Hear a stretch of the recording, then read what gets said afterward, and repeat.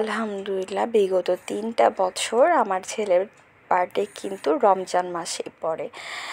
আসসালামু আলাইকুম, কী অবস্থা সবার, কেমন আছেন সবাই? এই তো ছোট মানুষ, একটু আয়োজন না করলে তো মনটা খারাপ করবে, সেই জন্য ওর জন্য একটু ঘরোয়াভাবে আয়োজন করছিলাম। আসলে আয়োজনটা ওর নামে, কিন্তু এক ঢিলে দুই পাখি, মানে ওর বার্থডেটাও সেলিব্রেট করা হলো, সাথে আমাদের যে ইফতারটা সেটাও করা হয়ে যাবে।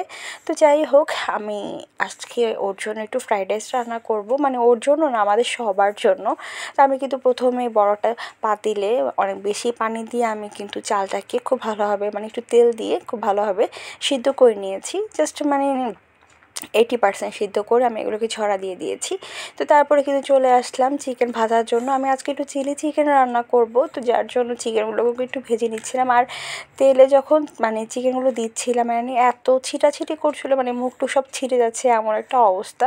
তো যাই হোক, তারপরে এগুলোকে খুব সুন্দরভাবে ভেজে নিচ্ছিলাম। আর আমি এই ফার্স্ট টাইম চিলি চিকেন রান্না করেছি, এর আগে কখনোই রান্না করিনি। তো যাই হোক, তারপরে কিন্তু চিকেনগুলোকে খুব সুন্দরভাবে ভেজে নিয়েছি। আমি একদম কড়া করে ভাজিনি, কারণ আমার কাছে মনে হচ্ছিলো যে কড়া করে ভাজলে আসলে একটু হার্ড হয়ে যাবে, আর ফার্মের মুরগিগুলো হার্ড হলে কেমন জানি লাগে। তো যাই হোক, আমি জাস্ট হালকা একটু ভেজে নিয়েছি। তো এরপরে চলে গেলাম রান্নাতে। আমি একটু কড়াইতে সামান্য তেল দিয়েছি, সেখানে একটু মানে রসুন আর এই সামান্য একটু আদা কুচি দিয়েছি, দিয়ে আমি একটু ভেজে নিচ্ছিলাম। আর যারা আছেন তারা সবাই কিন্তু চিলি চিকেনটা রান্না করতে হয়তো বা পারেন। আর আমি আজকে কীভাবে রান্না করলাম সেটাই আপনাদের সাথে শেয়ার করছি, জাস্ট এতটুকুই। তো এই তো আমার মানে আদা রসুন কিছুটা ভাজা হয়ে গিয়েছে। তো এরপর আমি কিন্তু আপনার গাজর আর পেঁয়াজ যেই মানে একটু কিউব করে নিয়েছিলাম, সব কিন্তু একসাথেই দিয়ে দিয়েছি। আর আমি কোনো সবজি কিন্তু ভাব দিব না, আর তেমন সবজি কিন্তু আসলে চিলি চিকেনে লাগেও না। তো যাই হোক, তারপরে কিন্তু আমি এগুলোকে হালকা একটু ভেজে নিচ্ছিলাম। আর গাজরটা সিদ্ধ হতে কিন্তু একটু টাইম লাগে, যার জন্য আমি গাজরটা আগেই দিয়ে দিয়েছি। আর এখানে সামান্য একটু লবণ দিয়ে দিয়েছি, যাতে আমি তো আসলে এগুলোকে ভাব দিইনি যে ও আমার লবণ তো একটু দিতেই হবে। আর সবচেয়ে মজার বিষয় হয়েছে, রোজার মাস আসলে রান্না বান্নাতে লবণ চেক করাটা খুবই মানে বিপজ্জনক বিষয়। আর আমি কখনোই চেক করি না, কারণ আমার কাছে এটা ভালো লাগে না। যা করি ওইভাবে আলহামদুলিল্লাহ হয়ে যায়।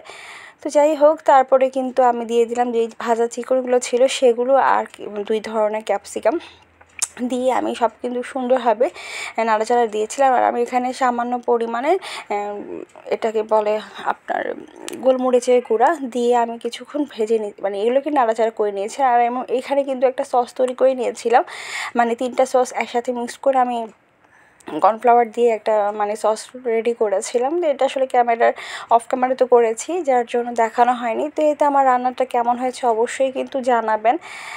তো যাই হোক, তারপরে চলে গেলাম মূল রান্নাতে। ফ্রাইড রাইস রান্না করব, সেখানে চলে গেলাম। বিশাল বড় একটা পাতিল নিয়েছি। আসলে পাতিলটা বিশাল বড় নেওয়ার কারণ হয়েছে, মানে আমি জানি নাড়াচাড়া দিয়ে শান্তি পাই, সেজন্যই বড় না পাতিলাটা নেওয়া। তো যাই হোক, পাতিলে কিন্তু তেল দিয়েছি, সেখানে আমি পেঁয়াজ কুচি, রসুন কুচি আর আদা কুচি দিয়ে খুব ভালোভাবে একটু ওগুলোকে মানে সফট করে নিয়েছি। এরপরে দিয়ে দিলাম গাজর আর বরবটি, কারণ এই দুইটা একটু সিদ্ধ হতে টাইম লাগবে, যার জন্য কিন্তু আমি এই দুইটাকে আগেই দিয়ে নিয়েছি। তো তারপরে দিয়ে দিলাম সামান্য পরিমাণে লবণ, দিয়ে আমি এগুলো খুব সুন্দরভাবে ভেজে নিয়েছিলাম। আর আমি আজকে মুরগি মাংস দিয়ে, মানে ফ্রাইড রাইস তো মুরগি মাংস দিয়েই করা হয়। তো যাই হোক, এরপরে কিন্তু আমি মুরগি যেই বেস্টের যেই অংশ ছিল সেটা আমি চিলি চিকেনের সাথে নিয়েছি, আর বাকি যে মানে অংশটুকু ছিল সেটা কিন্তু আমি মানে ফ্রাইড রাইসে ইউজ করছি। তো তারপরে দিয়ে দিলাম 2 ধরনের ক্যাপসিকাম। আর সবচেয়ে মজার বিষয় হয়েছে কি, মানে তাড়াহুড়োর মধ্যে রান্না করলে যা হয় আর কি, মানে আমি যেই লাস্টে ডিম ইউজ করেছিলাম সেটা মানে দেখাতেও ভুলে গিয়েছি, এমন একটা অবস্থা। তো যাই হোক, আমার চালগুলোকে যে ঝরিয়ে রেখেছিলাম, মাশাআল্লাহ খুব সুন্দরভাবে ঝরে গিয়েছিল, মানে একটার সাথে একটা লাগেনি, এমন একটা অবস্থা। তারপর আমি কিন্তু সুন্দরভাবে এগুলোকে দিয়ে ফেললাম। আর আমার কিন্তু এই তো ইফতার আলহামদুলিল্লাহ।